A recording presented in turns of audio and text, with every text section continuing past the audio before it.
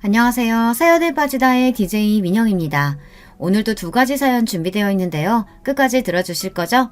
구독과 좋아요 잊지 마시고요. 그럼 오늘의 사연 바로 시작해 볼게요. 안녕하세요. 저는 카페를 운영하고 있는 30대 여성입니다. 고등학생 때부터 카페에서 아르바이트를 할 정도로 커피를 좋아한 저는 바리스타 자격까지 따고는 카페를 열었어요. 동네에서 커피 맛집으로 아름아름 소문이 날 정도랍니다. 남편과 저는 대학 시절 선후배 사이로 만났습니다. 저는 파릇파릇한 새내기였고 남편은 막 군대를 제대하고 민간인이 된 예비역이었어요. 동기들 사이에서 유명한 CC였죠. 남편은 대학을 졸업하고 나서도 취직을 하지 못해 억지 대학원생이 되었지만 저는 졸업하기 전에 이미 도서관에 취직을 했었어요. 주변에서는 남편 같은 똥차를 왜 만나느냐고 헤어지라는 말을 참 많이 하더군요. 조건 좋은 남자들이 얼마나 많은데 남편을 만나고 있느냐고 한숨까지 쉬며 저를 불쌍하게 보는 사람들도 있었죠. 제 자랑을 좀 하자면 저희 학교에서는 저를 모르면 간첩이라는 말이 돌 정도였어요. 제가 과에서 톱을 할 정도로 학업에도 진심이었지만 그 이상으로 외모가 유명했거든요. 고등학교 입학 전까지 발레를 한 덕분이죠. 그러니 주변에서는 저를 말리는 것이 당연하다면 당연했어요. 하지만 여러분도 아시다시피 눈에 콩깍지가 씌어있는데 그런 소리가 귀에 들어올 리가 있었겠습니까? 사랑에 한창 몸매고 있을 나이였으니 다른 사람들의 충고 따위 귀에 들어오지도 않았죠. 연애를 하는 내내 남편과 좋기만 했던 것은 물론 아니었습니다. 헤어지자는 말이 나올 정도로 무섭게 싸운 적도 있었고 서로의 사고방식을 이해하지 못해서 크게 부딪힌 일도 몇 번 있었습니다. 그중 하나가 바로 옷 입는 스타일 때문이었어요.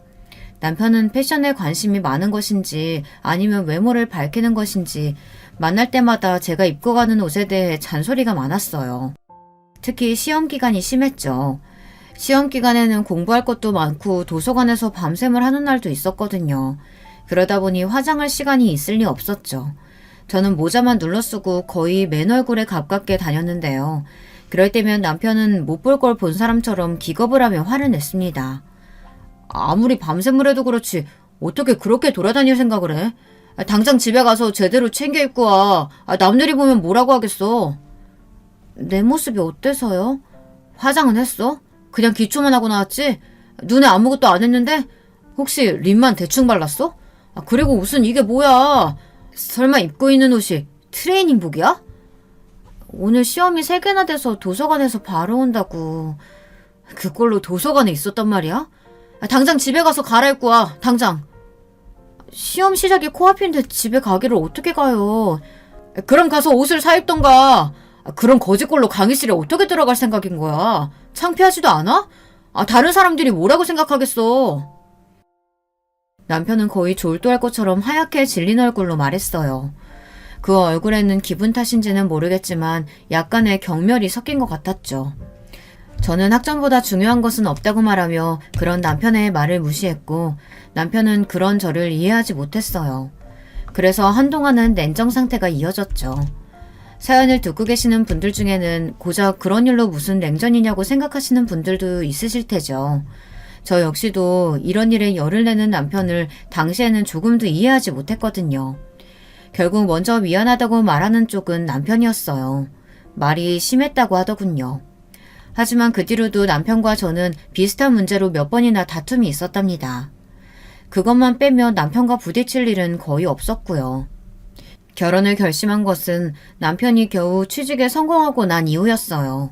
대학원에 들어가서 취직은 한참이겠구나 생각했는데 운이 좋았는지 입학하고 얼마 안 있어 취직에 성공했죠. 남편과 저는 양가 어른들께 정식으로 허락을 받기로 했어요.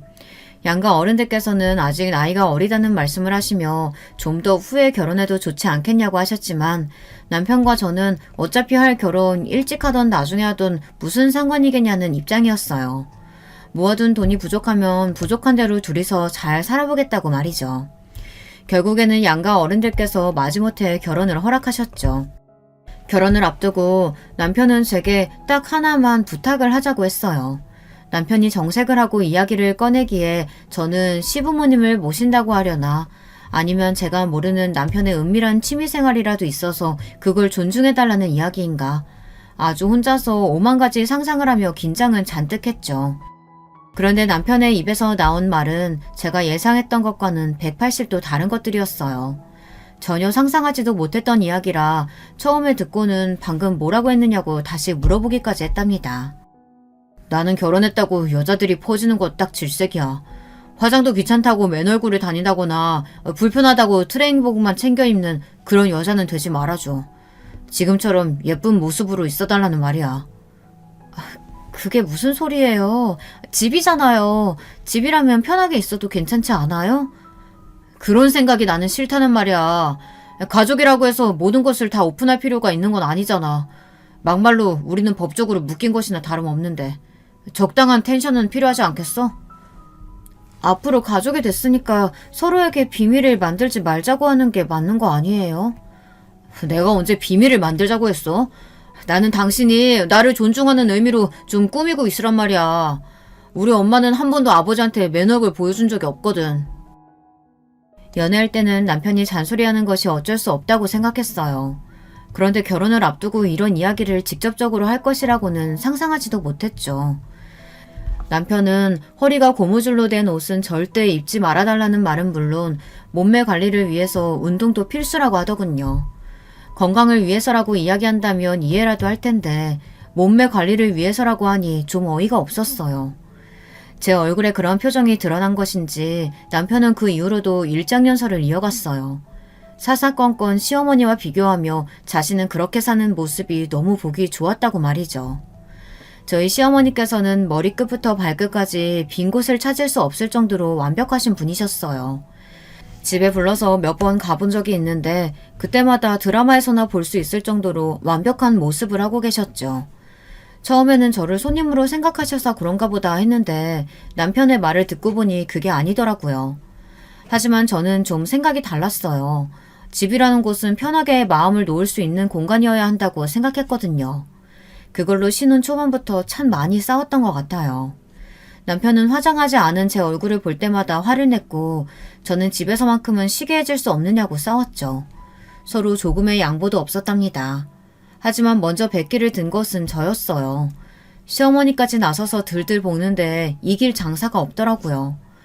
그 일을 제외하고 남편과의 사이는 좋았습니다.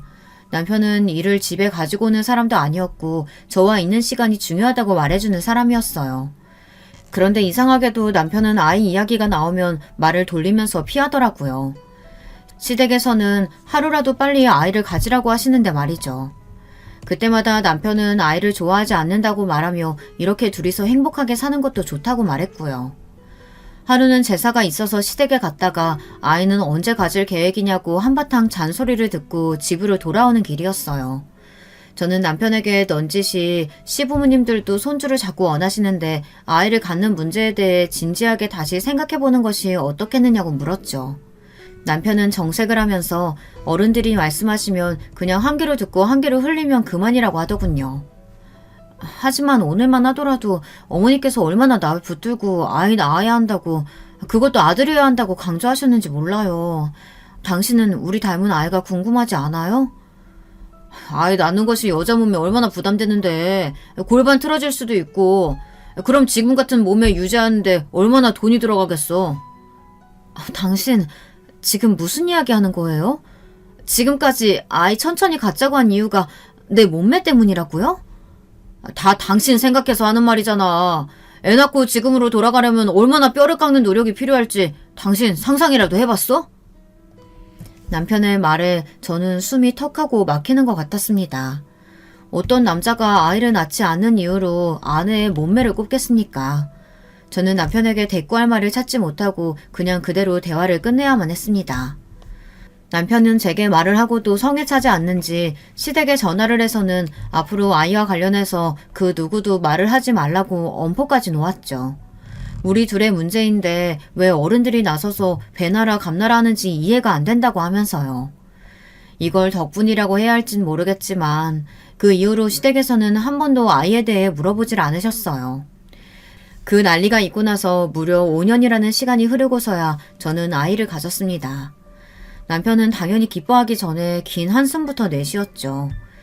애시당초 남편의 기뻐하는 모습은 기대조차 하지 않았지만 그래도 다른 집 남편들처럼 축하한다, 사랑한다, 고맙다 이 정도의 말은 할 줄 알았는데 남편은 고작 알겠다라고 하는 것이 전부였답니다. 임신한 내내 저는 입덧에 힘들었어요. 심한 날은 생수 냄새도 비리다는 생각을 할 정도였죠. 아이를 생각해서라도 억지로 먹어야 한다고 이야기를 하셔서 어떻게든 음식을 먹어보려고 했지만 얼마 먹지도 못하고 늘 그만둬야 했어요. 배는 불러오는데 제 팔과 다리는 살이 쏙쏙 빠지고 있었죠. 그나마 산 딸을 2달 정도 남겨두고 나서야 저는 입덧을 그만둘 수 있었답니다. 남편의 반응은 어땠느냐고요? 가히 충격적이었죠. 지금도 당시의 남편을 떠올리면 손이 벌벌 떨리고 숨이 가빠오는 것 같아요.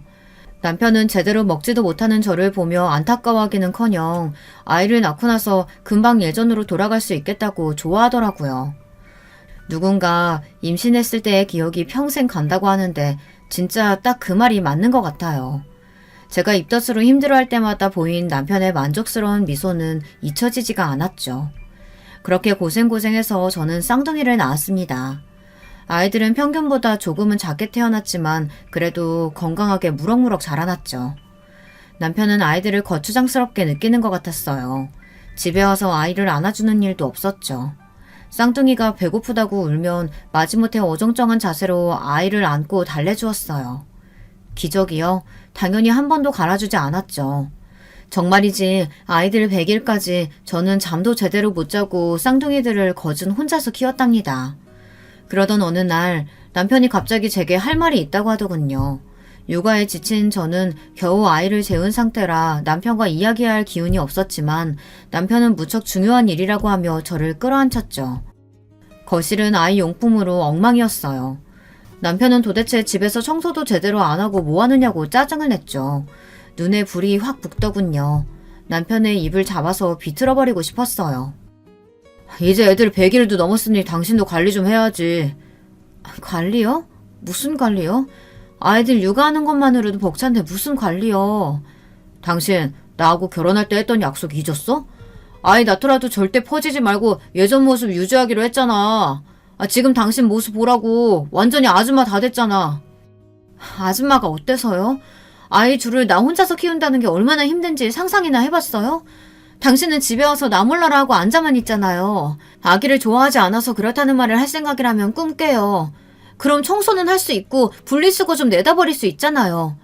당신은 육아에 조금도 동참하지 않으면서 나더러 이 상황에서 관리를 하라고요? 여보, 그거 다 핑계야.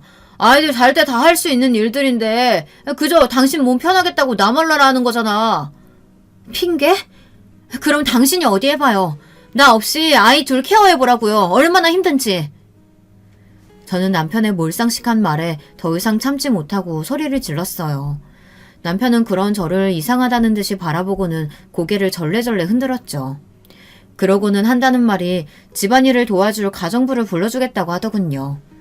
수입이 얼마나 된다고 가정부를 고용할 생각이냐고 따져 물었지만 남편은 시부모님의 도움을 받으면 된다고 너무 당연하다는 듯 말했어요.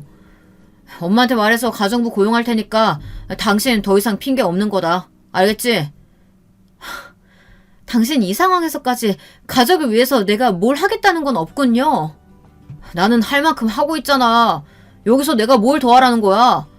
다른 여자들도 다들 그렇게 하면서 애 키워. 긴 말 필요 없고 앞으로 내가 운동 끊어뒀으니까 가서 운동하고 가정부 오면 식단도 내가 말해줄 테니까 챙겨.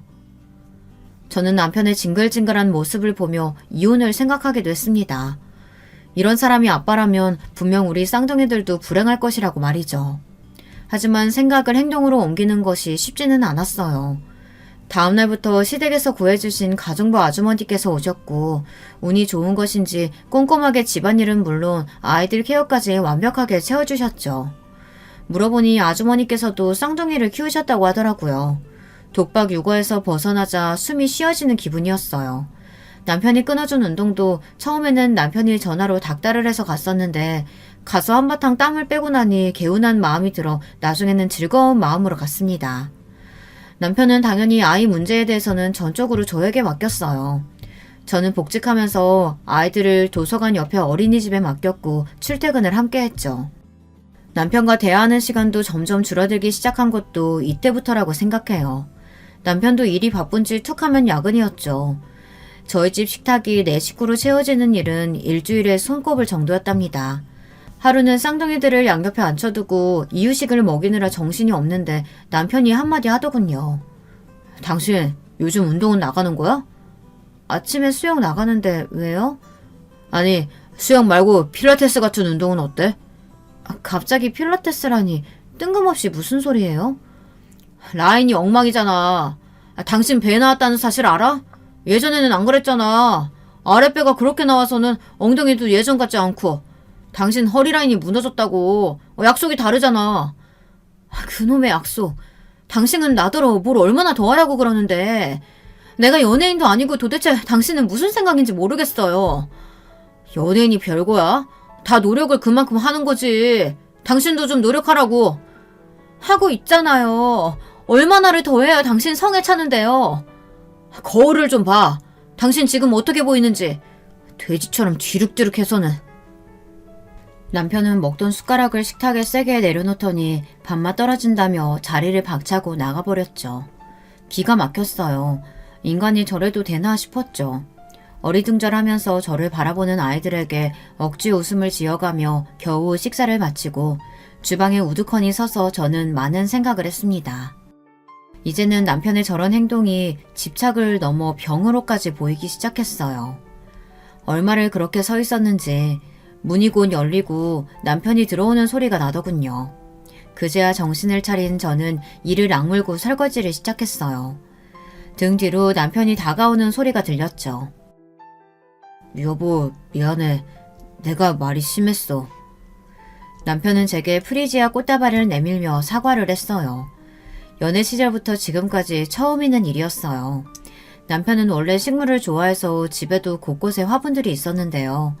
그럼에도 불구하고 한 번도 제게 꽃다발을 선물한 적이 없었거든요. 저는 처음 겪는 일이라 당황해서 내밀어진 꽃다발과 남편의 얼굴을 번갈아 보기만 했어요. 남편은 그런 제품에 꽃다발을 안겨주며 자신의 잘못을 용서해달라고 했죠. 자신이 너무 무심했다며 앞으로는 혼자서 힘들지 않도록 노력하겠다고 하면서 말이에요. 제 입장에서는 해가 서쪽에서 뜬다는 말과 전혀 다르지 않을 정도의 충격이었어요.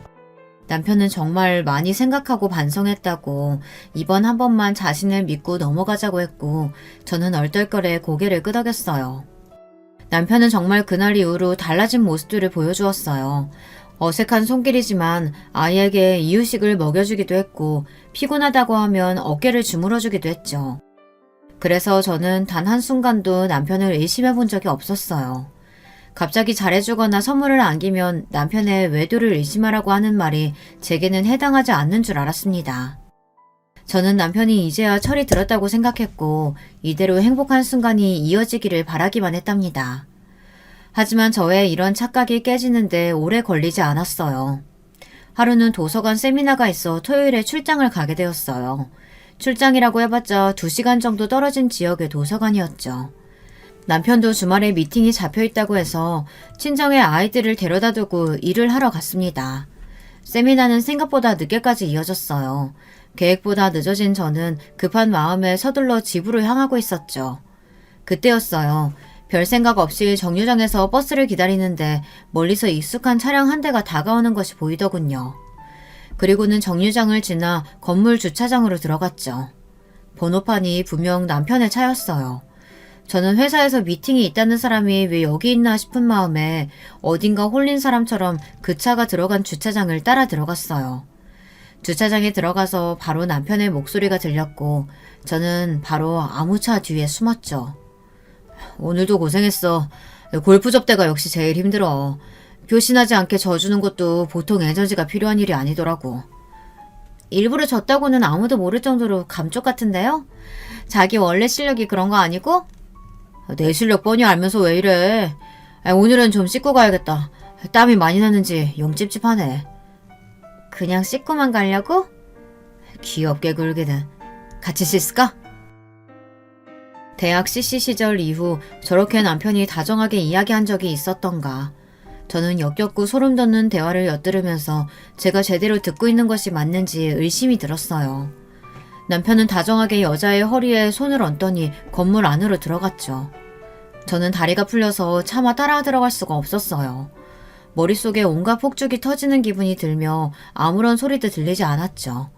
제가 본 것은 분명 남편의 외도 장면이었는데도 믿을 수가 없더군요. 비틀거리며 친정으로 간 저는 친정 어머니를 보자마자 거실 바닥에 주저앉았어요. 퇴근한 남동생이 깜짝 놀라며 이게 무슨 일이냐고 왜 이렇게 몸을 떠느냐고 했지만 저는 한마디도 할 수가 없었어요. 얼마 뒤 남편에게서 회식이 있다는 문자가 도착했고 저는 그걸 보고는 엉엉 큰 소리로 울어버렸죠. 저의 돌발 행동에 아이들도 그리고 친정 식구들도 다들 놀란 얼굴을 하셨어요. 저는 그렇게 울다가 그대로 필름이 끊겨버렸답니다. 다시 눈을 떴을 때는 응급실이더라고요. 그날 그렇게 남편의 외도를 확인한 저는 남동생에게 사실대로 본 것들을 이야기했어요. 제 이야기가 계속될수록 금방 얼굴이 시뻘겋게 달아오른 남동생은 남편을 가만두지 않겠다고 주먹을 불끈 쥐더군요. 남동생은 노발대발하며 당장 이혼을 하겠다고 했어요. 저 역시도 머리로는 이혼을 해야 한다고 생각이 들면서도 선뜻 그렇게 하겠다는 말이 나오질 않더라고요. 남자들의 대부분이 결혼 생활을 하며 바람을 피운다고 하잖아요. 어쩌면 그냥 지나갈 수 있는 바람일 수도 있지 않을까 바보 같은 생각이 들었거든요. 남동생은 무슨 헛소리냐고 했지만 저는 우선 남편과 이야기를 해보겠다고 했어요. 남편의 외도를 알고 나니 그동안의 남편의 행동들이 다 거짓말처럼 보였어요. 남편으로 아이들 아빠로 노력하는 모습이 다 연기처럼 느껴졌죠. 저는 남동생에게 부탁해 남편의 외도 흔적을 찾아달라고 말했어요. 집안에서는 워낙 감쪽 같으니 밖에서 찾을 수밖에 없었거든요. 얼마 지나지 않아 남편과 그 여자의 진한 애정 행각이 담긴 사진이 제 손에 들어왔습니다. 집 밖이라고 조심성이 사라진 것인지 사진을 찍은 것이 아주 손쉬웠다고 했죠. 대망의 그날 저는 남편에게 사진을 내밀며 여기 찍힌 사람은 누구냐고 물었어요. 남편은 멈칫하더니 뚫어져라 사진을 바라보았죠. 그리고는 바람 빠지는 소리와 함께 몸을 뒤로 한껏 젖히고는 저를 바라보며 어떻게 알았느냐고 묻더군요. 바람 피운 것이 맞기는 하군요. 이 상황에서 당신 어떻게 나한테 이렇게 당당해요? 당신이 알았다고 하니까 말하기 쉬워져서 그렇지. 잘 됐어. 언제 말해야 하나 기회만 보고 있었는데. 뭐라고요? 당신 지금 아이들이나 나한테 미안하다는 생각 전혀 안 들어요? 내가 뭘 미안해야 한다는 소리야? 내가 처음부터 말했지. 결혼하고 나서도 관리하라고. 아이는 필요 없다고. 내 말 무시하고 애 둘이나 낳은 사람은 당신이야. 거기다 퍼지지 말아달라고 그렇게 이야기했는데 눈이 있으면 거울을 좀 보라고. 당신이 어떤 상태인지. 야, 너 말 다 했어? 애는 나 혼자만 드니? 나 혼자 낳았냐고. 지 새끼 나 몰라라 하고 아무것도 안 했으면서 지금 모든 게 다 내 탓이란 말이야? 남편의 변명 같지도 않은 소리에 결국 소리를 지르며 흥분한 것은 제 쪽이었어요. 침착하게 대응하자고 그렇게 다짐했는데 남편의 대꾸에 이성이 날아가는 것 같았죠. 하지만 이어지는 남편의 대답은 상상을 초월할 만큼 더 충격적이었어요. 물론 외도를 했다는 사실만 보면 내 잘못이 맞겠지. 그런데 당신이 날 밖에서 다른 여자 만나게 만들었다니까? 사진을 봐. 당신보다 나이는 한 살 더 많은데 자기 관리가 얼마나 확실한가? 들어갈 때 들어가고 나올 때 나오고 얼마나 완벽해? 남편의 말에 저는 수음이 쉬어지지 않는 것 같았어요. 남편은 너무나도 평안한 모습으로 친권도 다 포기할 테니 이혼하자고 하더군요. 제가 먼저 말해도 시원치 않을 상황에서 남편은 당당하게 말했어요. 남편은 위자료는 줄 수 있지만 양육비는 보내지 않겠다고 말했죠. 자신이 원해서 태어난 아이가 아니니 자신이 양육비를 줄 이유가 없다고 말이에요. 남편은 10년 묵은 채증이 내려갔다는 얼굴로 이야기는 변호사를 통해서 하겠다고 하며 가벼운 발걸음으로 가방을 싸서 나가버렸어요. 그러면서 나머지 짐은 정리해서 보내달라고 하더군요. 남편에게 외도 사실을 추궁하려고 만든 자리였는데 모든 것이 엉망이 되어버렸어요. 저는 그런 남편에게 제대로 된 화도 내지 못하고 끝나고 말았답니다. 남동생이 소개시켜준 변호사는 저의 상황을 듣고는 남편을 향해 온갖 욕설을 다 퍼부었어요. 저는 그런 욕이 있다는 것은 처음 알 정도였죠. 저는 어떻게든 두 사람에게 복수하고 싶다고 말했지만 변호사는 위자료 청구 소송을 하는 것이 가장 좋은 방법이라고 하며 오히려 과한 액션은 제게 불리하다고 하더군요. 제가 할 수 있는 일이 소송이 전부라는 사실에 절망감이 밀려왔어요. 나는 용광로에 떨어진 사람처럼 온몸에 불이 붙어 활활 타고 있는데 바람을 피운 남편과 그 상간녀는 행복하게 제2의 인생을 시작한다는 것이 너무나도 화가 났죠. 저를 잘 알고 있는 남동생은 제발 법의 테두리 안에서 행동해야 한다고 이성적으로 보자고 저를 다독였지만 쉽게 진정이 되지 않았어요. 시댁에서는 남편 편을 들며 위자료를 받고 떨어지라는 식으로 나왔어요. 하지만 돈의 문제가 아니었죠. 저는 어떻게 하면 남편과 상간녀를 제가 있는 지옥으로 끌고 내려올 수 있을까 고민했어요. 남동생이 적극적으로 말렸지만 저는 남편과 상간녀에 대해 알아보기 시작했죠. 상간녀는 미스코리아 출신으로 영어 유치원 선생님이더군요. 우선 저는 남편과 상간녀가 새로 이사한 집을 알아냈어요. 그리고 그 옆집이 빈집이라는 소리를 듣고 바로 계약을 하러 갔죠. 하지만 간발의 차이로 다른 사람이 그 집을 샀다고 하더군요. 저는 급한 마음에 집을 샀다는 사람과 연락해달라고 부탁했어요. 부동산에서는 곤란하다는 입장이라 어쩔 수 없이 발품을 팔아야 했죠. 겨우 만난 그 사람은 제 또래의 남자였어요. 저는 제발 그 집을 제게 되팔 생각은 없느냐고 물었죠.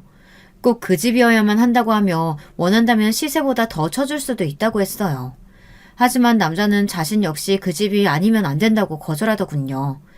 제가 무척 간절한 상황이라고 말하자 머뭇거리던 남자는 자신의 목적을 이루고 나면 집을 팔 테니 그때까지 기다릴 수 있겠느냐고 했죠.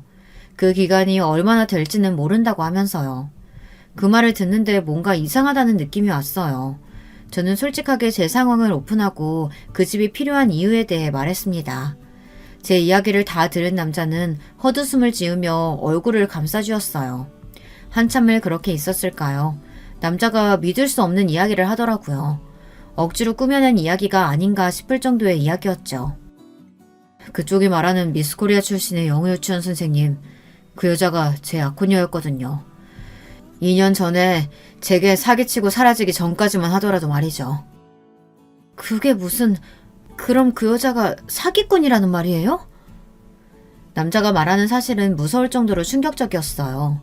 그 여자는 직업을 바꿔가며 남자를 찾아다니는 꽃뱀이었어요. 남자에게 돈을 뽑아낼 만큼 뽑아내면 버리고 다른 남자를 찾아가는 그런 기생충 같은 여자였죠. 그 사실을 듣는데 뭔가 기분이 묘하더라고요. 나와 아이를 버리고 찾은 여자가 겨우 꽃뱀이라니. 아마 남편은 그런 것은 상상도 못하고 있는 것 같아 기분이 좋아질 정도였습니다. 남자는 2년이라는 시간 동안 상간녀를 찾아다녔다고 말하면서 이제야 복수를 해줄 수 있게 되었다고 말하며 웃었죠. 저는 그런 남자의 상황을 너무나도 공감하며 저 역시 같은 상황이라고 말했어요. 그리고 저는 다른 사람들이 알면 미쳤다고 말할 거래를 제안했죠. 바로 저의 재혼 상대가 되어달라고 말이에요. 제 제안에 남자는 눈이 커지며 저를 바라보더군요. 그리고 이내 제가 어떤 의도로 무슨 목적으로 그런 말을 하는지 눈치를 챘어요. 남자는 그런 제 상황에 공감하면서도 쉽게 결단을 내리지는 못하더군요. 하긴 결혼도 하지 않은 총각이 갑자기 호적에 아내가 생기게 되었는데 선뜻 그렇게 하겠다는 사람이 어디 있겠습니까? 저는 금방 농담이라고 말하고는 자리에서 일어나려고 하는데 남자가 그렇게 하자고 하더군요. 저 여자 때문에 나는 전부를 잃었어요. 안 그래도 몸 약한 어머니는 충격을 받아 쓰러지셨다가 더 이상 일어나지 못하셨죠. 내 주변 사람들에게까지 마술을 뻗은 저 여자 때문에 다니던 회사도 그만뒀고 빚쟁이들에게 쫓겨 살아야만 했어요. 그런 시간들에 비하면 결혼이야 아무것도 아니죠. 남자의 사연을 들은 저는 그냥 없었던 일로 하자고 했지만 이번에는 남자 쪽에서 더 적극적으로 나오더군요. 그 여자에게 고통을 줄 수만 있다면 뭐든 다 하겠다고 말이죠. 결국 저희는 전략적 결혼에 합의하면서 호적은 손대지 않기로 했어요. 남자를 저희 가족에게 소개시키자 다들 제가 미쳤다고 생각했어요. 이혼한 지 얼마 되지도 않았는데 갑자기 결혼을 하겠다고 했으니 당연히 저를 믿지 못하셨죠. 하지만 남자는 원래 천성이 그런지 아니면 복수를 위해 이를 갈았기 때문인지 모르지만 금방 저희 가족들 마음을 사로잡았어요. 그뿐만이 아니었죠. 쌍둥이들에게 얼마나 잘하는지 급기야 아이들 입에서 아빠 소리까지 나오게 하더군요. 남자는 이렇게 예쁜 아이들을 낳고 행복하게 살고 싶었다고 말하며 씁쓸하게 웃는데 저도 이 남자도 참 운이 더럽게 없었구나 싶었습니다. 저희의 복수는 남편과 상간녀가 살고 있는 옆집으로 이사가면서 시작되었어요. 저는 변호사를 통해 상간녀에게 위자료 청구 소송을 준비하고 있었죠. 옆집으로 이사를 한 뒤 남편이나 상간녀를 직접 만나는 기회는 잘 없었어요. 저희가 일부러 피하기도 했지만 두 사람 역시 주말에 집에 잘 없더라고요. 이사한 지 보름 만에 남편과 상간녀가 집에 있다는 것을 확인한 저는 옆집에서 인사 왔다고 하며 떡을 가지고 방문했죠. 문이 열리고 저를 본 남편과 상간녀의 표정을 사진으로 담아두고 싶을 만큼 괴상한 얼굴을 하고 있었어요. 남편은 더듬거리며 여기는 어떻게 왔느냐고 소리를 질렀고 상간녀는 스토커냐며 신고를 하겠다고 했죠. 제 앞에서 이혼 이야기를 하며 당당하던 그 사람은 어디 가고 공포에 질린 모습이란 웃음이 저절로 나왔습니다. 저는 어깨를 으쓱하며 전혀 몰랐다는 말투로 대답했어요. 당신이 여기 살고 있는지는 나도 몰랐네. 우리 그이가 여기에 신혼살림 시작하자고 해서 그냥 따라왔거든. 당신이 있는 줄 알았으면 안 오는 건데. 그이?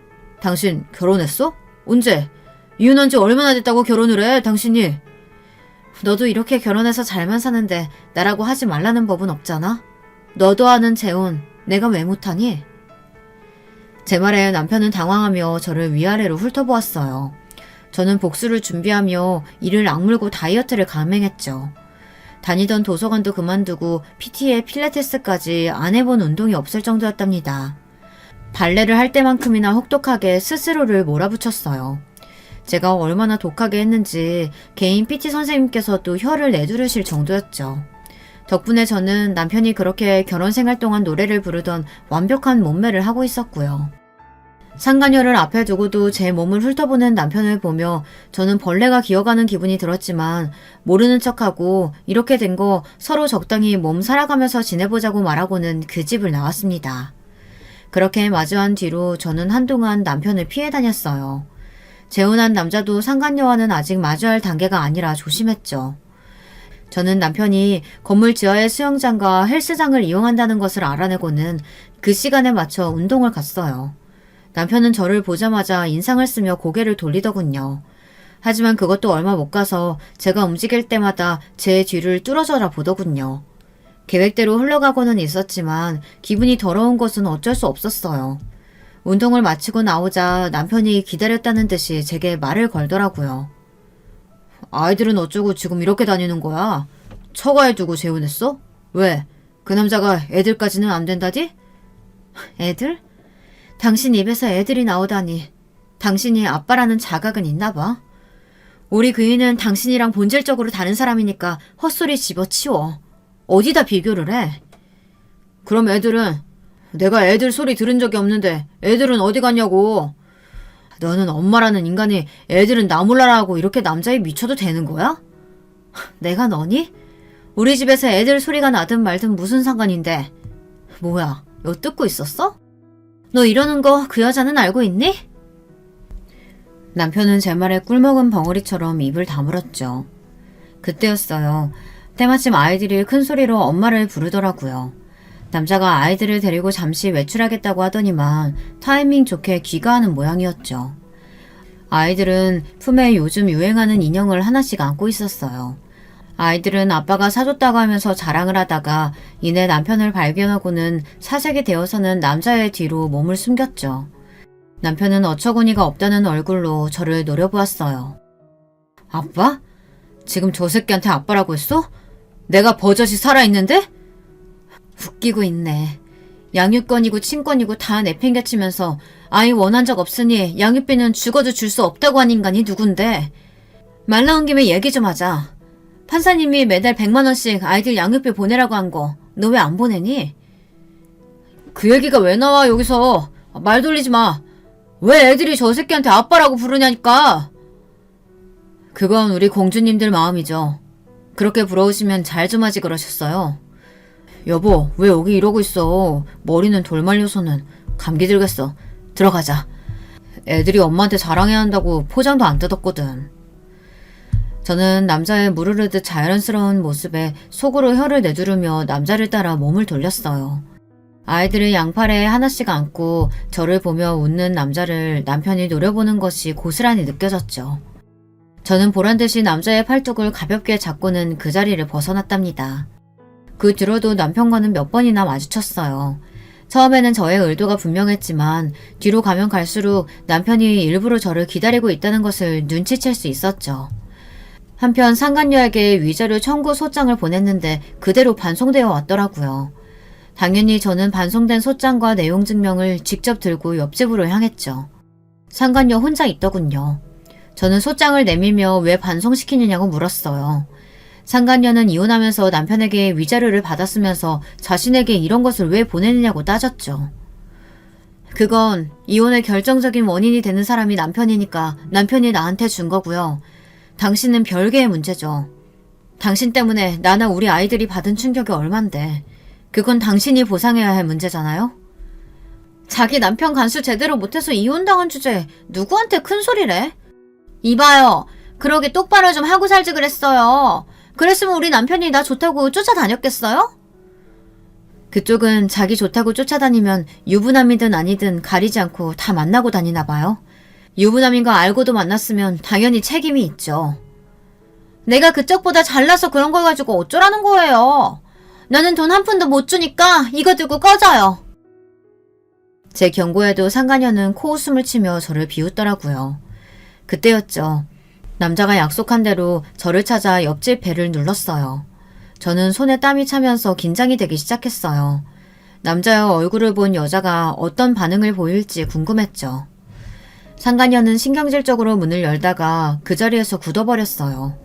남자는 그런 상간녀가 보이지 않는다는 듯 제게 아이들이 기다리고 있으니 어서 가자고 말했죠. 상간녀는 벌벌 몸을 떨면서 어떻게 이런 일이 있을 수 있느냐고 중얼거렸지만 저는 못 들은 척하며 우리 가족끼리 캠핑을 가기로 했다고 하며 소장 잘 읽어보라고 말하고는 집을 나왔답니다. 남자는 겉으로는 태연한 척했지만 운전대를 잡은 손이 끊임없이 떨리고 있었어요. 그리고는 당장에 달려들어 머리채를 잡아뜯고 싶은 심정이었지만 참았다고 하더군요. 그러면서 저렇게 겁에 질린 얼굴을 보니 제 제안을 받아들이길 잘했다는 생각이 들었다고 했죠. 저는 그런 남자에게 이제 시작이라고 하면서 피가 마르는 기분이 어떤 건지 생생하게 느낄 수 있게 하자고 결의를 불태웠죠. 우리는 더 이상 남편과 상간녀를 피하지 않았어요. 오히려 다정한 분위기를 풍기며 다녔죠. 그렇게 당당하던 상간녀는 저와 남자가 보이면 숨기 바빴습니다. 남편이 우리 부부에게 말이라도 건다 싶으면 히스테리를 부리며 빨리 가자고 짜증을 냈고요. 남자는 상간녀에게 혼인을 빙자해 사기쳤다며 가져간 돈은 물론 정신적인 피해 보상을 원한다고 했어요. 상간녀는 거의 발작 수준으로 난동을 피웠어요. 언제적 얘기를 가져와서 고소한다니 내가 뭘 잘못했는데? 아픈 이 엄마랑 도저히 같이 못 살겠다 싶어서 파혼한 걸 가지고 혼인 빙자 사기라니 무슨 말도 안 되는 소리야. 나는 처음부터 어머니 모셔야 한다고 했고 너는 기꺼이 하겠다고 했어. 그러면서 나한테 뭐라고 했니? 같이 옷가게 운영해보자고 하면서 가게 알아보고 거래처 뚫고 별짓을 다 했지. 그런데 그 행동 중에 진짜가 하나라도 있었니?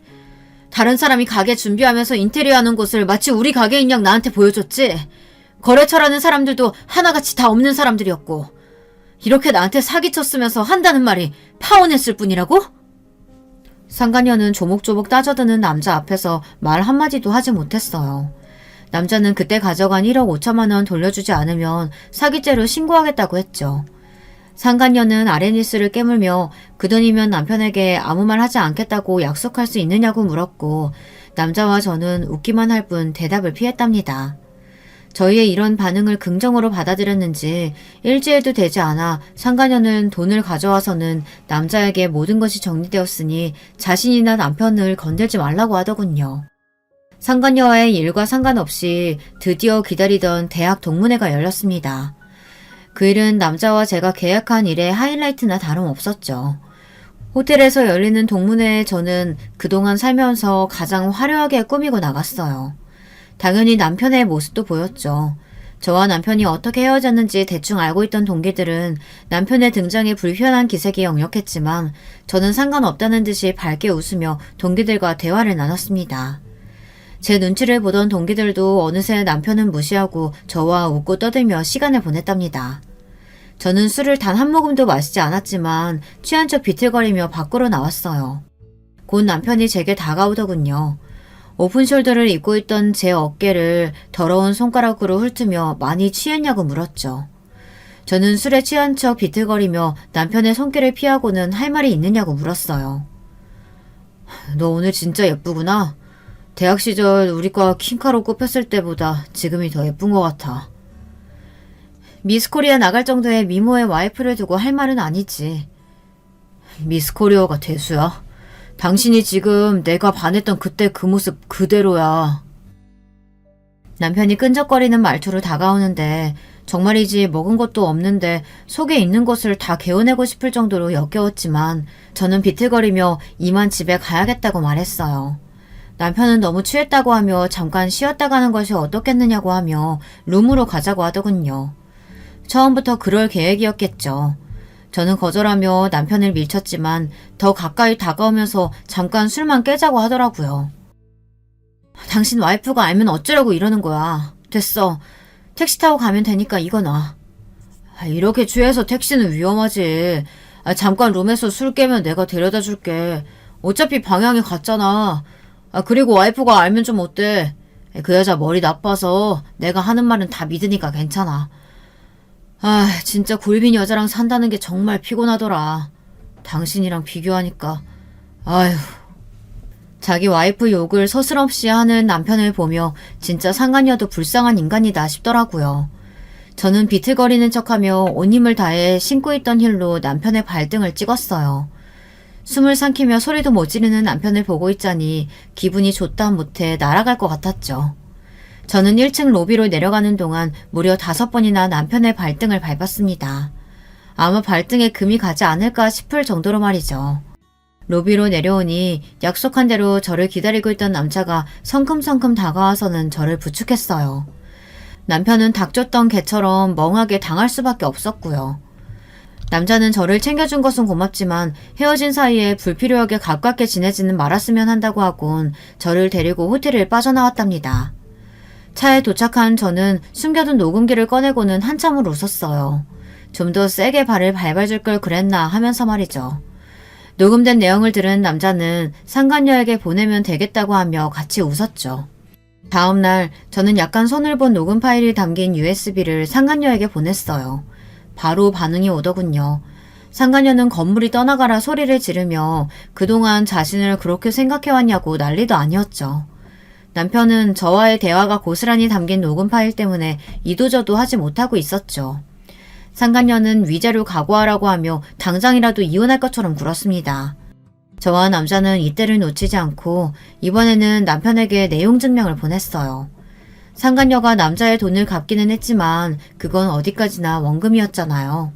위자료도 같이 청구했는데 위자료는 쏙 빼고 사귄 친 돈만 갚았으니 남은 돈도 당연히 받아낼 생각이었죠. 물론 수신자는 상간녀였지만 우리의 목적은 남편이 상간녀의 과거를 아는 것이었거든요. 상간녀와 남편의 입장이 단숨에 역전되었죠. 남편은 꽃뱀이라고 상간녀를 몰아갔고 상간녀는 누가 누구에게 손가락질이냐며 맞서 싸우기 시작했어요. 두 사람이 어찌나 큰 소리로 싸우는지 건물에서는 상간녀와 남편에 대해 모르는 사람이 없었답니다. 남자는 이쯤에서 이사를 가는 것이 좋겠다고 했어요. 더 가까이에서 구경하고 싶은 마음은 굴뚝 같았지만 여기 더 있다가는 우리가 오히려 꼬투리를 잡힐 수도 있었거든요. 이사를 가면서 저와 남자는 처음 이야기한 대로 각자의 길을 가자고 이야기했죠. 남자는 돌아가신 어머니께서 사셨던 집을 수리해 농사를 짓고 살겠다고 말했어요. 저는 친정으로 돌아가는 대신 작은 아파트를 얻었고요. 제 복수는 여기가 끝이 아니었거든요. 저는 상간녀가 일하는 직장으로 찾아가 위자료 소장을 내밀었어요. 남편과 사이가 틀어지면서 스트레스를 많이 받았는지 얼굴이 홀쭉해졌더라고요. 저를 본 상간녀는 이 모든 것이 저와 남자의 계획이었냐고 물었어요. 저는 무슨 이야기를 하는지 전혀 모르겠다는 얼굴로 바라보았죠. 다 꾸민 일이지? 피 말려 죽일 생각으로 말이야. 내가 가만히 있을 것 같아? 당장 싹 다 깜빵에 쳐넣을 거야. 알겠어? 해봐. 내가 뭘 잘못했는데? 재혼이 문제야? 아니면 동문회에 나간 거? 너한테 위자료 청구한 게 잘못인가? 내가 뭘 잘못했는데? 제 말에 상간녀는 입만 벙긋거릴 뿐이었죠. 그도 그럴 것이 저는 법을 어긴 것이 없었거든요. 저는 원장을 포함한 다른 선생님들이 보는 앞에서 큰 소리로 말했어요. 그러게 내 남편이랑 바람났으면 위자료를 제대로 줬어야지. 나 몰라라 하고 질질 끄니까 내가 여기까지 오잖아. 너 지금 여기가 어디라고?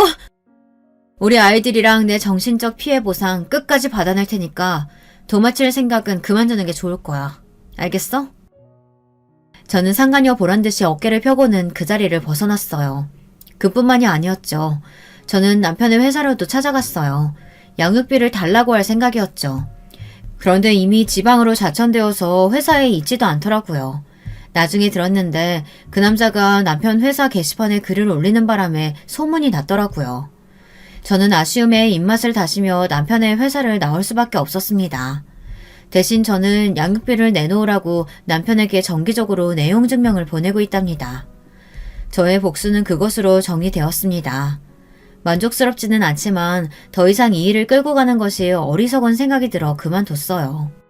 여러분들 생각은 어떠세요? 제가 너무 심한 것 같으세요? 여러분들 생각이 궁금하네요. 마지막으로 저와 함께 복수를 함께 해준 그 남자. 지금 저는 그 남자와 진지하게 만남을 이어가고 있습니다. 같이 겪은 일이 있어서 그런지 정이 좀 들더라고요. 아이들도 잘 따라고요. 진짜 부부가 될지는 잘 모르겠습니다. 둘 사이가 어떻게 될지는 앞으로 시간이 해결해주지 않을까요? 여러분, 두 번째 사연 시작하기 전에 좋아요, 구독 꼭 눌러주실 거죠? 그럼 두 번째 사연 바로 시작합니다. 안녕하세요. 저는 서울에 사는 30대 주부입니다. 날도 추운데 사연 유튜브 듣다 보니 자꾸 제 옛날 일이 생각이 나서요. 어디다 잘하지 못했던 제 얘기도 한번 털어놔보고 싶었어요. 제가 결혼하기 전 일이에요. 전 처녀적에 좀 빨리 결혼하고 싶어하는 쪽이었어요. 어려서부터 계속 좋은 남자, 멋있는 남자 만나서 다정하고 따뜻한 가정을 꾸리고 싶은 마음이 있었거든요. 저희 집도 스펙이 나름 괜찮은 편이었고 저도 나름 괜찮은 미대 졸업하고서 그림 활동을 하고 있었어요. 물론 그때 당시에 작가로 어디에 이름을 내걸 만큼 엄청나게 뛰어난 화가는 아니었지만요. 전 저희 엄마 아빠가 워낙 다정하게 잘 사셨기 때문에 저도 그렇게 살고 싶은 마음이 있었어요. 그래서 엄마나 아빠가 여기저기 선자리도 많이 알아봐 주셨어요. 사실 제가 그렇게 인맥이 넓은 편은 아니고 친한 친구들만 깊이 친한 타입이라서 사람을 폭넓게 사귀진 못했거든요. 그래서 남자친구를 많이 사귀진 못했고 대신 졸업 후에 부모님의 인맥으로 여기저기서 소개를 받아서 만나보곤 했어요. 그런데 소개받아서 만나는 사람 중에 저랑 딱 맞는 사람이 있을 확률이 뭐 얼마나 있겠어요? 꽤 많이 만나봤지만 실패도 많이 했어요. 그래서 20대 중반쯤에는 좀 초조해져 있었죠.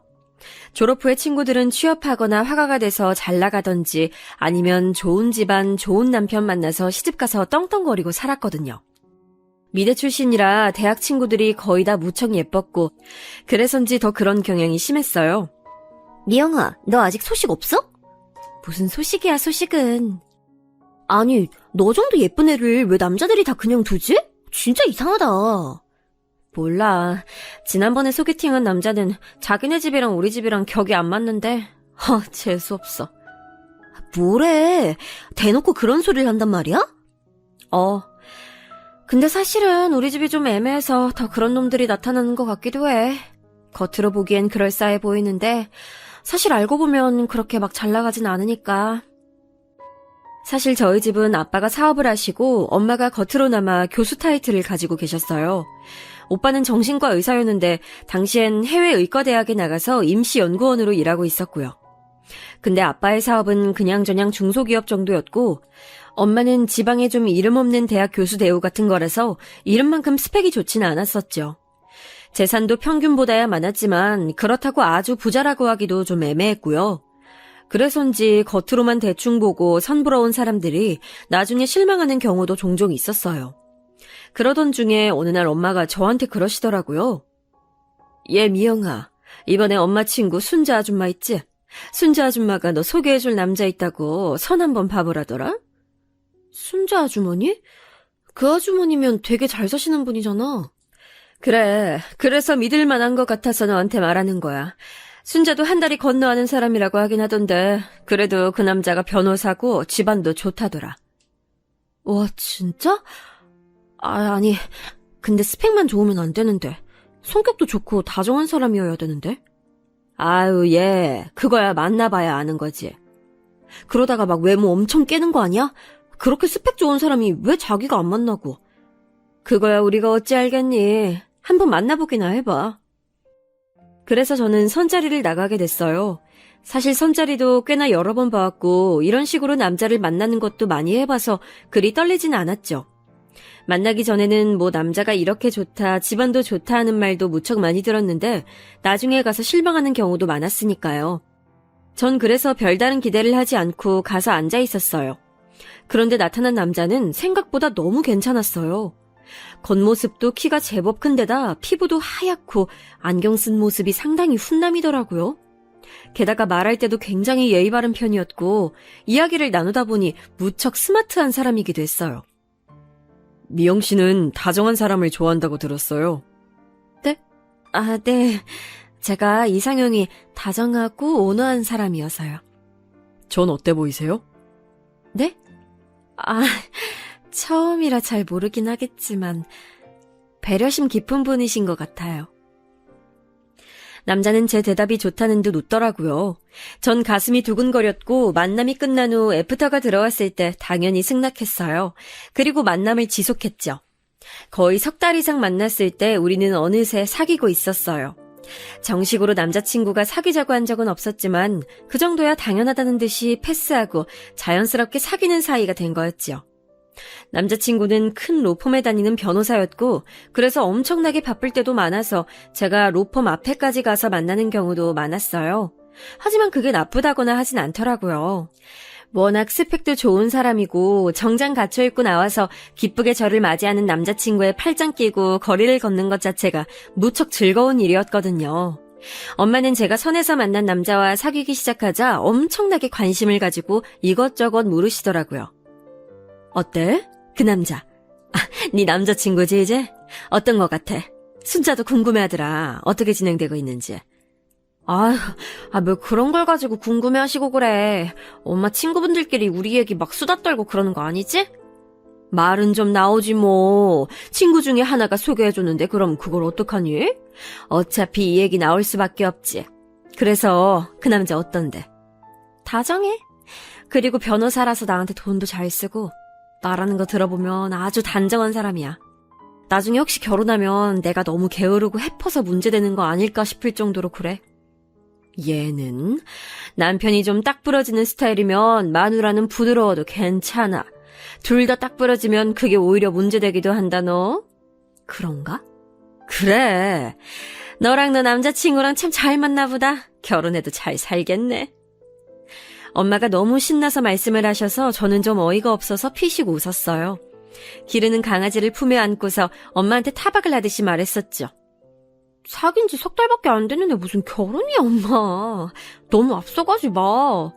무슨 소리야. 지금 순자가 니네 결혼 언제 하냐고 하던데. 순자 아주머니가? 저는 조금 놀라서 엄마를 봤어요. 아니 사귄 지 석 달인데 벌써 중매해준 분이 결혼을 물어보시다니 좀 이른 것 같았거든요. 그래. 왜 네 남자친구 순자가 한 다리 건너 아는 사람이라고 했잖아. 고향에서 순자가 건너 아는 사람이었는데 그 사람이 네 남자친구 집안을 잘 아는데 그 집안에서 빨리 결혼하라고 그렇게 성화래. 남자는 빨리 결혼해야 안정되는 거라고. 아, 그렇구나. 하긴 부모님들이 결혼하라 말씀하신다고 지난번에 스치듯이 얘기하긴 했어. 아이고 얘 그게 네 남친이 의종 떠본 거겠지. 대놓고 말하기엔 아직 너무 이르니까 말이야. 그런가? 저는 고개를 갸우뚱했어요. 사실 아직 사귄 지 얼마 되지도 않아서 결혼할 시기인가 싶긴 했지만 남자친구는 정말 마음에 들었고 좋았거든요. 제 인생에 이보다 더 좋은 남자를 만날 수 있을까 싶은 느낌이 들긴 했죠. 저는 그 주에 남자친구를 만났어요. 제가 카페에 가서 앉아있는데 밖에서 남자친구가 오는 모습을 보니 정말 너무 근사하더라고요. 전 그 순간 이 사람과 결혼해야겠다는 마음이 굳어졌어요. 남자친구는 마치 저하고 텔레파시라도 통한 것처럼 그날 저한테 결혼하자는 말을 꺼내서 그날 바로 결혼하기로 결정됐어요. 결혼하기로 결정하고선 바로 상견례와 웨딩홀 예약 등 필요한 절차들을 진행하기로 했죠. 남자친구는 정말 일을 잘하고 일처리도 빠른 사람이라서 제가 뭐 손을 댈 게 없었어요. 참, 오빠는 섬세하기도 하고, 어떻게 하다가 여태 결혼을 못한 거예요? 남자친구는 저보다 4살 위였어요. 딱 30이 되는 나이였는데 그때까지 이런 사람이 결혼을 하지 않고 있다가 중매로 저한테 온 게 이상할 지경이었죠. 글쎄, 여태 사귄 여자친구들이 그렇게 좋은 사람이 아니었거든. 다들 내가 마음에 들지 않기도 하고. 나도 그 사람들하고 사이가 좋아지질 않았고 그래서였던 것 같아. 신기하다. 오빠 성격이 이렇게 좋은데. 게다가 솔직히 오빠네 부모님도 굉장하시잖아요. 남자친구네는 사실 아버님 쪽보다 어머님 쪽이 더 스펙이 좋은 분이었어요. 어머님은 의사셨는데 어느 병원 부원장으로 재직 중이시더라고요. 아버님은 예전에 회사 중역이셨다는데 건강이 안 좋아서 일을 그만둔 지 오래라고 하셨고요. 남자친구는 어깨를 으쓱하며 웃더라고요. 나도 잘 모르겠어. 이렇게 된 것도 사실 인연이지 뭐. 결혼같이 중대한 일이 사람 마음대로 안 되는 경우가 무척 많잖아. 그건 그렇죠, 사실. 납득이 가는 말이었죠. 그리고 곧 남자친구는 먼저 저희 집에 인사를 하겠다며 선물을 들고 찾아왔어요. 엄마 아빠는 처음으로 딸내미가 데려간 남자친구를 본다고 잔뜩 긴장하고 계시다가 남자친구와 식사를 하고서 마음에 드셨는지 얼굴에 웃음꽃이 활짝 피셨더군요. 저도 그 모습이 무척 만족스러웠어요. 아유, 한우까지 사오고 말이야. 우리 예비 사위 덕을 많이 보네? 아닙니다, 장모님. 웨딩홀 예약이 겨우 6개월도 안 남았는데요. 미리 찾아뵀어야 했는데 제가 일이 너무 바쁜 바람에 죄송합니다. 안 그래도 돼. 어쩜 이렇게 순자가 좋은 청년을 소개해줬을까? 남자친구는 부모님과 능숙하게 대화하면서 웃었어요. 과연 로펌 변호사라 대화하는 일이 많아서 그런지 부모님 대하는 것도 아주 익숙하더라고요. 약간 변호사가 고객 대하는 정중함이 느껴지긴 했지만요. 우리 미영이도 시댁에 인사드리러 가야 할 텐데 저게 너무 어려서 잘할지 모르겠네. 아닙니다. 상견례 전에 미리 스트레스 받을 필요 있나요? 며느리 되는 분들이 시댁 때문에 얼마나 많이 스트레스 받는지 저도 조금 알긴 하는데요. 그래도 먼저 인사를 해야 하지 않을까? 아닙니다. 제가 이미 어머니 아버지께 말씀드렸어요. 상견례 할 때 처음 뵙게 될 거라고요. 그리고 결혼하고 나서도 가능하면 시댁하고 접촉을 줄이긴 할 겁니다. 어머, 참 좋은 남편이다 정말. 미영아, 너 정말 남편감 하나 잘 얻었어. 엄마가 정말 부럽다는 듯한 말투로 저한테 말씀하셨어요. 저도 남자친구가 너무 믿음직하고 좋아서 얼굴이 빨개졌지요. 그리고 그날 저는 남자친구한테 제 방을 구경시켜줬어요. 제 방에는 기르는 강아지가 자고 있었죠. 침대 위에서 자고 있는 강아지를 보더니 남자친구가 미간을 약간 찡그렸어요. 그런데 그때 강아지가 일어나더니 침대에서 뛰어내려와서 바닥에 오줌을 쌌어요. 다행히 저희한테서 멀리 떨어진 곳에서 오줌을 싸서 저희 발에 묻거나 하진 않았지만 남자친구가 있는 앞에서 하는 바람에 전 무척 당황했어요. 얼른 휴지를 꺼내 닦는데 남자친구 목소리가 들리더라고요. 더러워. 옆눈으로 흘끗 보는데 남자친구 발이 마치 강아지를 찰 것처럼 살짝 들렸다가 꾹 참는 것처럼 내려지더군요. 남자친구는 싸늘한 목소리로 말했어요. 나이 많아서 너무 아프면 그냥 안락사 시키는 게 어때? 아니, 그렇게 쉽게 그럴 수는... 죽는 게 저 개한테도 나을 거야. 그래도 그럴 순 없어요. 저는 좀 충격을 받았어요. 평소 무척 다정하고 온화하던 남자친구 목소리가 아니었거든요. 나 걔를 싫어하는데 결혼할 때 데리고 올 거 아니지? 그건 아니에요. 엄마 아빠가 무척 예뻐하셔서. 그나마 다행이네. 남자친구는 얼굴을 잔뜩 찡그리고 있었어요. 그는 제가 쳐다보고 있다는 걸 깨닫곤 표정을 펴더라고요. 나 어릴 때 걔한테 물린 적 있어서 걔를 싫어하거든. 남자친구는 저한테 마치 변명하듯이 말했어요. 저는 그냥 그런가 보다 하고 고개를 끄덕였어요. 그런데 묘하게 걔를 죽이라고 말하던 그 어투가 기억에 남더라고요. 별것 아니라면 별것 아닐 수 있는 일이었는데 말이죠. 그리고 그 후 상견례 날이 다가왔어요. 상견례는 조용한 한정식 룸을 예약했는데 남자친구가 예약한 곳이라서 호화롭기도 하고 음식도 깔끔하게 잘 나왔어요. 여기저기 미술품 액자가 걸려 있어서 마치 갤러리 같은 느낌이 들 정도로 널찍하고 좋은 곳이었죠. 그날은 예비 시부모님을 처음 뵙는 날이기도 했어요. 저는 부모님을 모시고 살짝 먼저 가서 앉아 있었는데 긴장이 돼서 물을 조금씩 마시면서 입을 축였어요. 문이 열리고 예비 시부모님이 들어오시더라고요. 우아한 인상의 중년 여성과 그 뒤에 따라 들어오는 남자친구를 닮은 남성분. 딱 봐도 남자친구의 부모님이라고 알 수 있을 법한 분들이었어요. 그런데 그분들이 들어오시는데 문 바로 옆에 걸려있던 액자가 떨어지면서 바닥에 부딪혀서 유리가 와장창 깨지는 거예요. 얼마나 소리가 크게 났는지 저와 저희 부모님 모두 소스라치게 놀라서 벌떡 일어날 정도였죠. 남자친구도 놀라서 자기 부모님 곁으로 다가가서 아래를 살피더라고요. 이건 비싼 건 아닐 테니 괜찮을 거예요.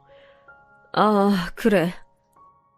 이상하게 남자친구는 자기 부모님한테 안 다치셨냐고를 안 물어보더라고요. 그저 아래에 떨어진 액자만 발로 툭툭 건드리면서 깨진 유리를 밟았죠. 어머님 괜찮으신 거죠? 전 그냥 있을 수가 없어서 머뭇거리면서 여쭤봤어요. 예비 시어머니는 저를 보시더니 부드럽게 웃으시면서 괜찮다고 걱정 말라고 하셨어요. 상냥하네요. 괜찮냐고 물어봐주기도 하고. 당연하죠, 어머님. 액자야 떨어진 건 어쩔 수 없고 다치지 않는 게 제일 중요하잖아요. 시어머니는 미소를 지으셨지만 어딘가 피곤해 보였어요. 뒤에 서 있던 예비 시아버지는 자기 아내가 다쳤는지 말았는지도 관심을 안 가지고 있더라고요. 인상은 무척 좋고 오히려 남자친구보다도 잘생긴 분이었는데 예비 시어머니하고 묘하게 겉도는 느낌이었어요. 아, 그때 혹시 두 분 사이가 안 좋으신가 하는 생각이 들더라고요. 왜 그런 집안들 많잖아요. 겉으로는 멀쩡해 보이는데 겉으로만 멀쩡하고 안으로는 골물대로 골마서 서로 중내사내하고 싸우고 사는 집이요. 저는 눈치를 보면서 엄마한테도 흘낏 눈으로 말했어요. 엄마도 뭔가 느낀 게 있는지 고개를 살짝 끄덕이시더라고요. 상견례는 평범했어요. 예비 시어머니는 전반적으로 저희 집에 호의적으로 말씀하셨고 무엇보다 아들이 결혼한다는 사실에 굉장히 기뻐하시는 것 같더라고요. 우리 며느리 될 아이한테 오빠가 있다고 들었는데 오늘 그분은...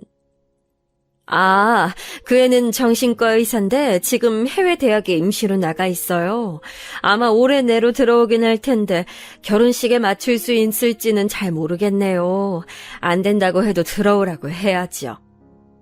아들이 사부인 말을 잘 듣나 보네요. 그럼요. 안 들으면 제가 가만두나요.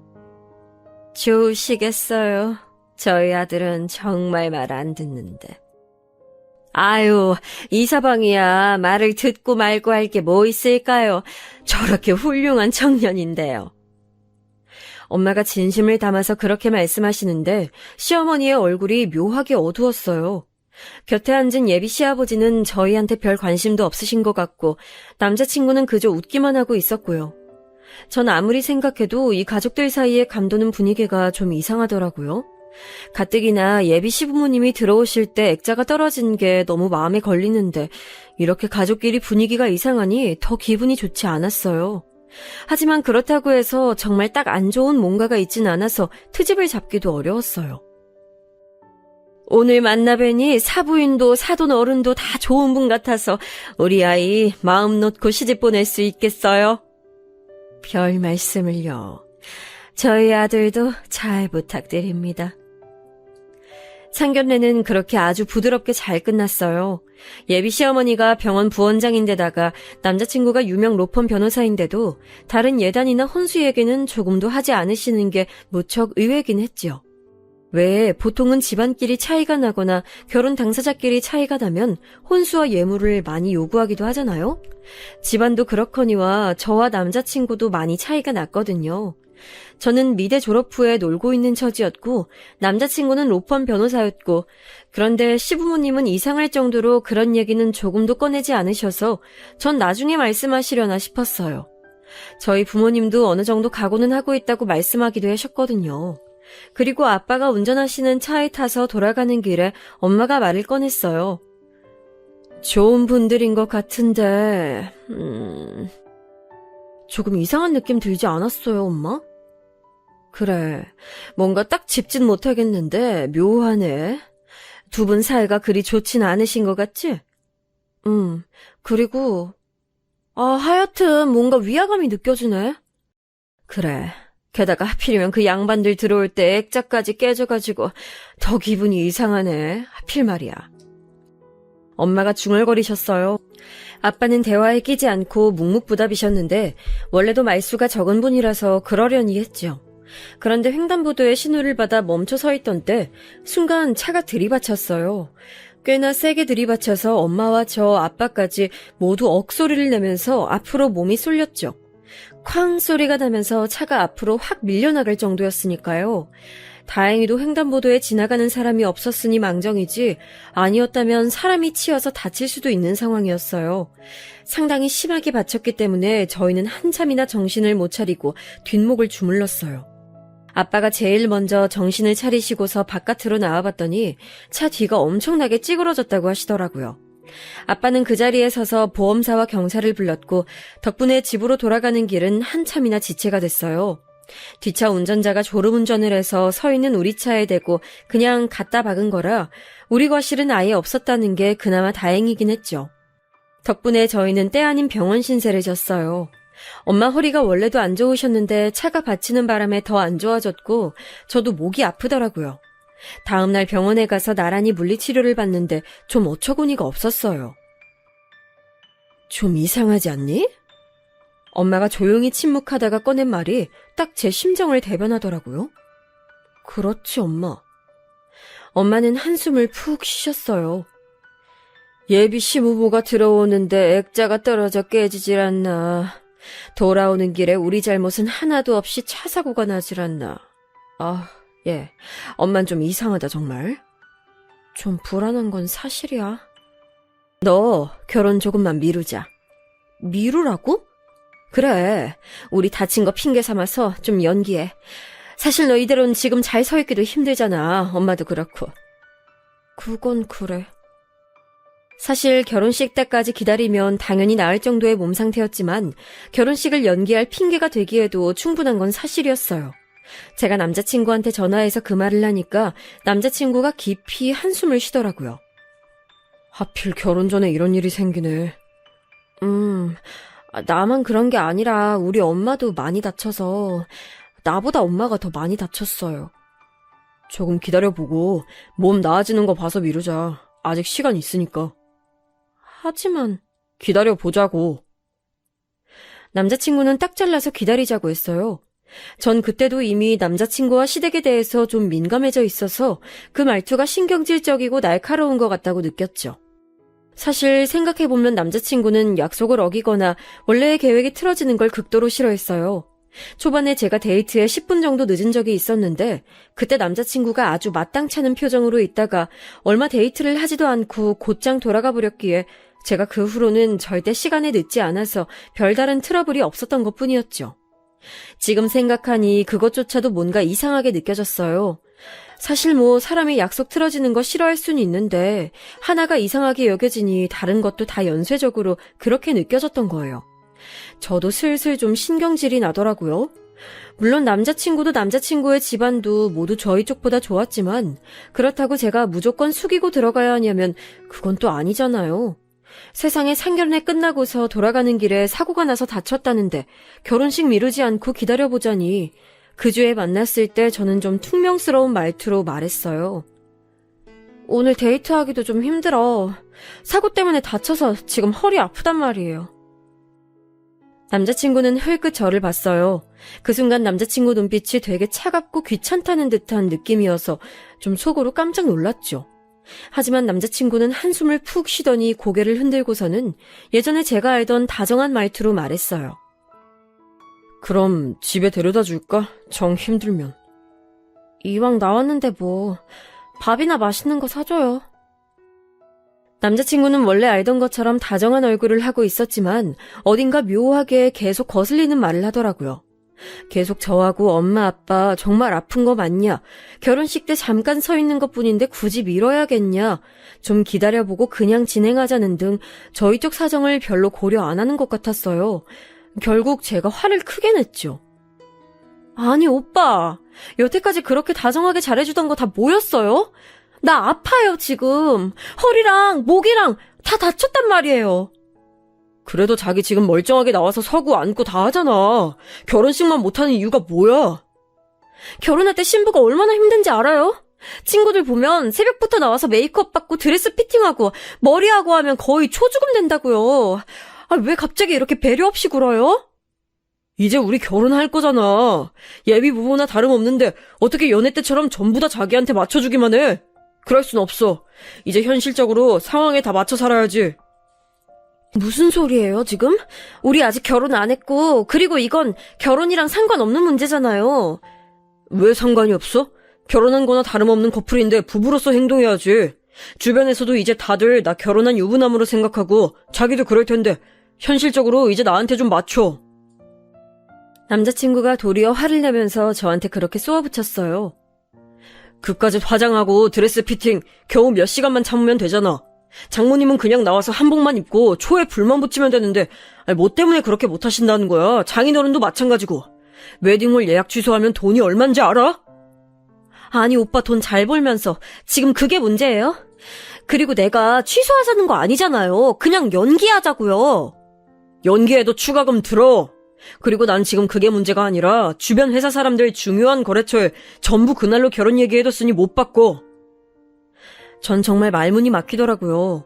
여태까지 남자친구는 단 한 번도 이런 식으로 군 적이 없었어요. 처음부터 끝까지 저한테 맞춰줬고 제가 최고라는 듯이 굴었거든요. 근데 갑자기 결혼 직전에 고작 연기하자는 것 하나로 이런 식으로 나오다니요. 전 솔직히 결혼 연기하자는 말을 꺼내본 게 다행이라고 생각했어요. 이렇게나 남자친구가 본성을 드러낼 줄은 몰랐거든요. 자기야, 솔직히 나나 우리 집이나 결혼의 목매만큼 그렇게 못나진 않았어. 그건 알지? 알아요. 그냥 우리가 인연이 닿았을 때 제대로 연을 맺고 싶은 것뿐이야, 난.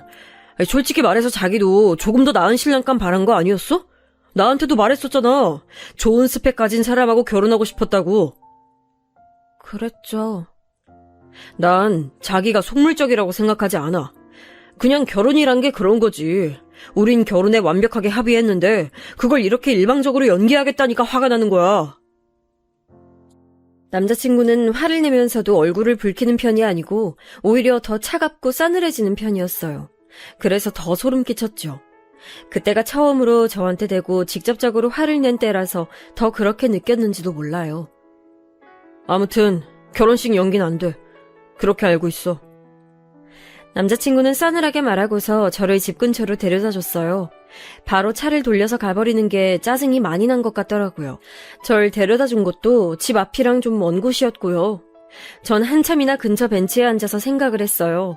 사실 한숨 돌리고 나니까 찬바람에 머리도 좀 식고 생각이 깊어지더라고요. 불길하고 불안한 건 여전했어요.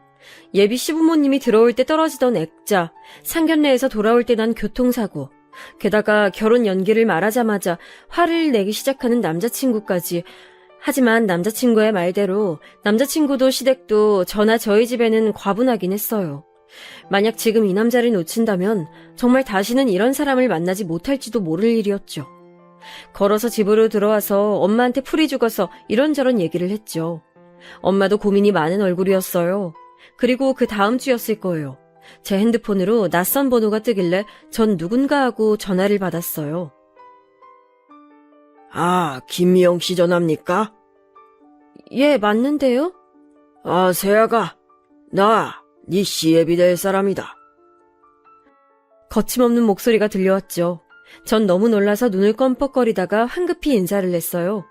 시아버지는 저한테 할 얘기가 있다면서 나오라고 하셨고 전 어버버하다가 나가겠다고 하고선 전화를 끊었어요. 시아버지가 저를 불러낸 곳은 집 근처의 카페였어요. 전 당황해서 뛰쳐나온 터라 옷차림도 엉망이었는데 시아버지는 깔끔한 정장을 입고 있었죠. 마치 영화에서 나온 것처럼 근사한 중년 남성으로 보였어요. 아버님, 어떻게 여기까지 오셨어요? 아, 별건 아니다. 다름 아니라 네가 결혼 연기해야 할 만큼 아프다고 하길래 어떤가 보러 왔다. 시아버지는 정말 세상 사람 좋게 말씀하셨어요.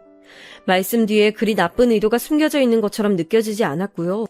나온 음료를 앞에 두고서 시아버지는 빙긋거리며 웃으시더라고요. 우리 아들이 좀 결혼이 급해서 말이다.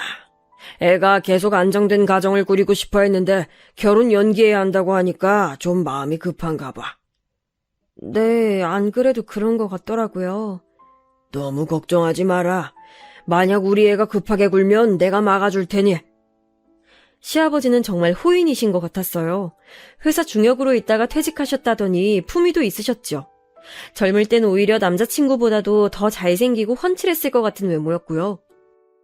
근데 난 네가 웨딩드레스를 입으면 정말 예쁠 것 같구나.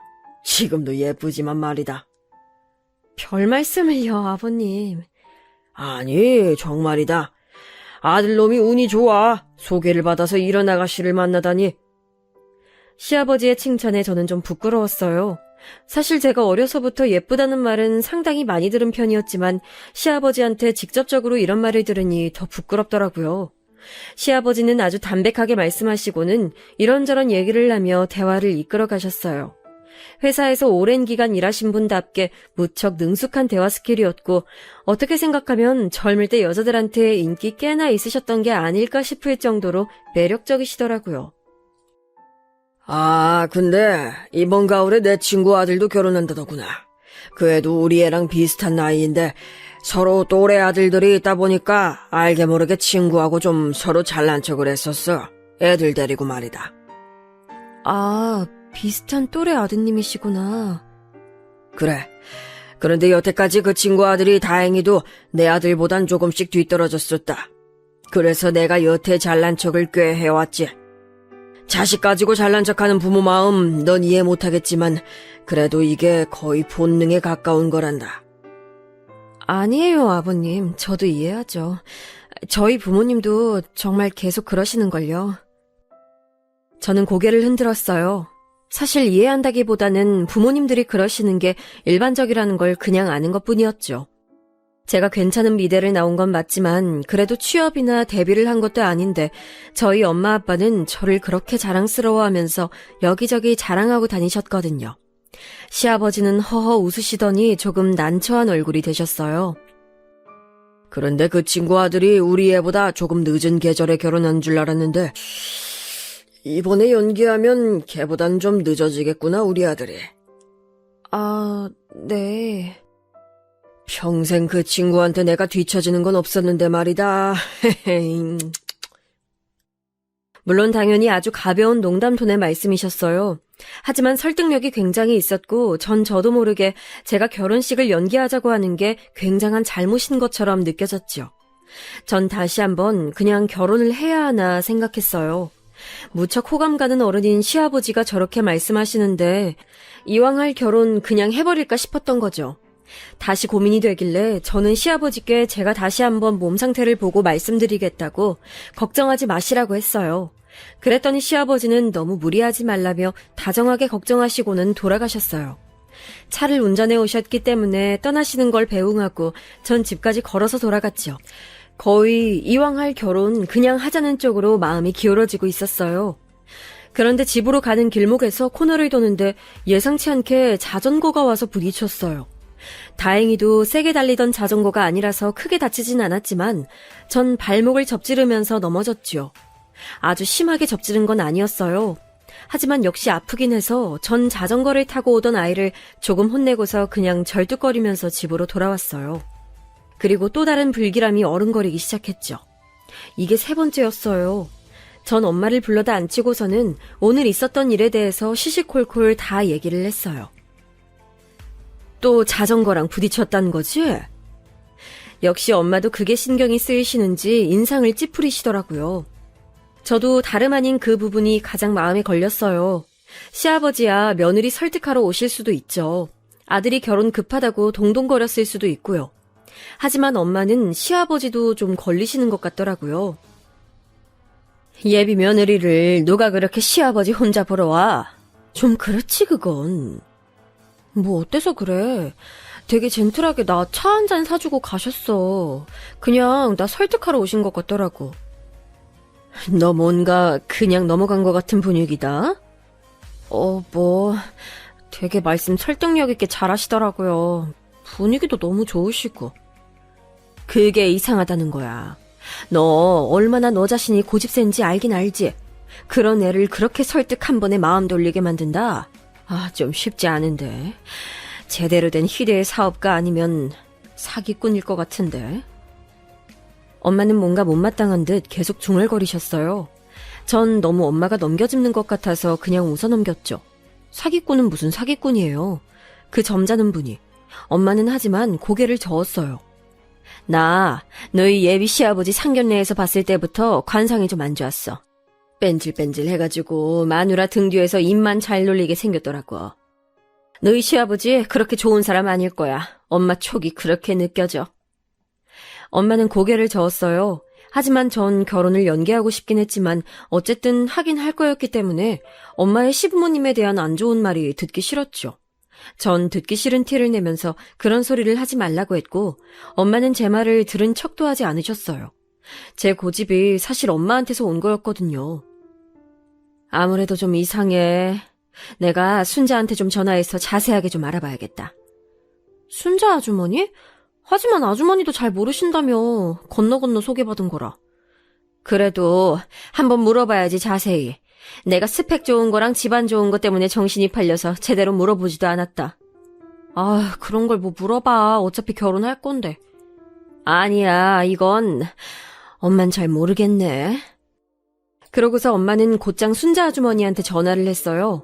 제 앞에서 전화하는 거라 제가 엄마 말을 다 들을 수가 있었어요. 여보세요? 순자니? 그래, 잘 돼가고 있어. 근데, 우리 딸내미 결혼하는 그 집안 말이야. 그래, 그 이씨 집안. 시어머니 될 자리가 그 병원 부원장인. 혹시 그 집안에 대해서 더 아는 거 없어? 그럼 누구한테서 소개받은 거라고 했지? 그래, 고향 친구 희영이.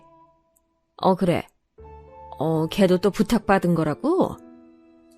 한참이나 얘기가 길어졌어요. 원래 순자 아주머니는 우리 엄마하고 같은 고향 출신인데 엄마는 고향에서 빨리 떠나왔고 순자 아주머니는 계속 오가면서 살고 계셨죠. 그래서 순자 아주머니가 말하는 그 친구를 엄마도 아시는 것 같았어요. 걔가 그러니까 박명희? 걔가? 순간 엄마가 좀 놀라시더라고요. 엄마는 잠시 가만히 있다가 알겠다고 말씀하시고서는 끊었어요. 왜 엄마? 맨 처음에 말 꺼낸 게 박명희라는 고향 친구라는데 걔가 너희 외가에서 식모살이 하던 애거든. 식모? 그래, 엄마 어릴 때까지만 해도 시골엔 식모가 있었어. 근데 우리 집에서 물건 훔쳤다가 너희 외할아버지한테 호되게 혼나고서 집으로 돌아갔었거든. 어머... 걔가 왜 이 집을 우리 집에 소개해주라고 했지? 엄마는 고민에 고민을 거듭하시더라고요. 저도 그 말을 듣고 보니 뭔가 섬뜩해졌어요. 아니, 옛날 옛적 엄마하고 그리 좋지 않은 인연이 있었던 분이 왜 갑자기 우리 집에 남자를 소개해주라고 했을까요? 엄마는 다시 순자 아주머니한테 전화를 하고 고향 친구들에게 전부 전화를 돌리면서 그 박명이라는 분에 대해서 알아보기 시작했어요. 엄마는 옛날 수첩까지 꺼내다 놓고 정말 몇십 년 만에 연락하는 친구한테까지 전화를 했죠. 그러다가 어떤 친구분하고 통화하는데 드디어 실마리를 잡았다고 하시더라고요. 엄마가 말씀해주신 통화 내용이 이랬어요. 너 혹시 명희 기억하니? 박명희.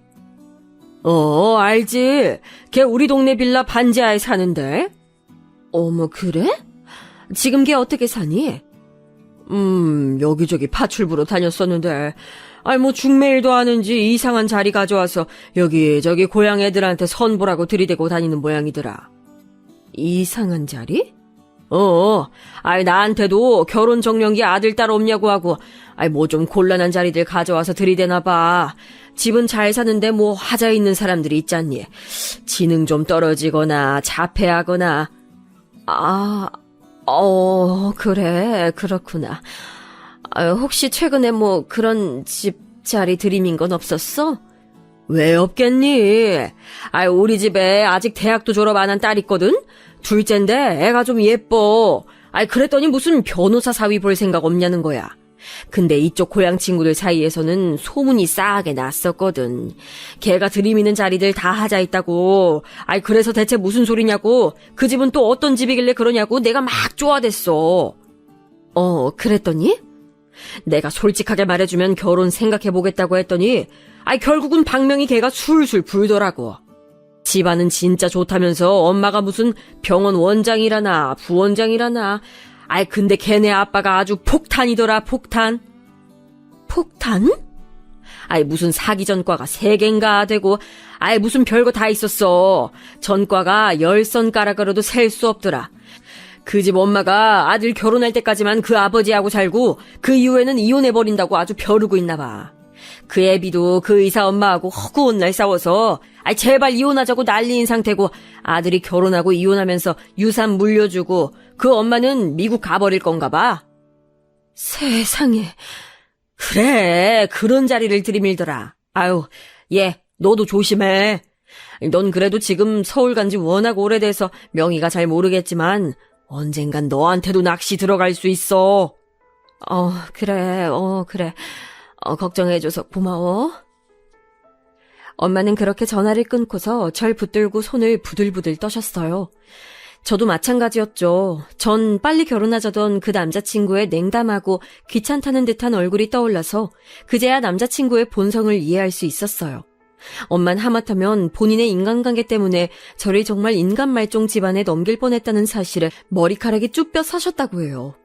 저는 엄마하고 붙들고 결혼하기 전에 이런 상황을 알게 돼서 천만다행이라고 생각했죠. 그제서야 예비 시아버지가 그렇게나 말도 잘하고 설득력 있게 사람을 꼬여낼 수 있는 이유를 알겠더라고요. 저희가 너무 황망해서 어쩔 줄을 모르고 있을 무렵 오빠가 미국에서 돌아왔어요. 저 결혼 얼마 남지 않은 시기에 일부러 맞춰서 왔다고 하더라고요. 한국에서 좀 쉬기도 하고 제 결혼도 보고 다시 나가려고요. 그런데 저랑 엄마가 그간 있었던 일을 오빠한테 매달려서 말하니까 오빠가 자세히 남자친구에 대해서 물어봤어요. 제가 이런저런 일들을 막 두서없이 말하니까 오빠가 그러더라고요. 사이코패스까진 아니어도 공감 능력이 많이 부족한 사람인데? 너 그 사람하고 절대 결혼은 안 된다. 결혼 안 되지, 못하지. 솔직히 너 약간 미련 있지? 다 그만둬. 가만 들어보니까 네 남자친구 그 아버지 성향 그대로 물려받았나 보다. 지금이야 로펌 소속 변호사니까 얌전하지만 나중에 무슨 큰 범죄에 가담할지 모르는 사람이야. 오빠는 정신과 의사라기보다는 제 윗사람다운 태도로 충고했어요. 사실 오빠의 말대로 저는 정말 마지막 미련이 약간 남아있었거든요.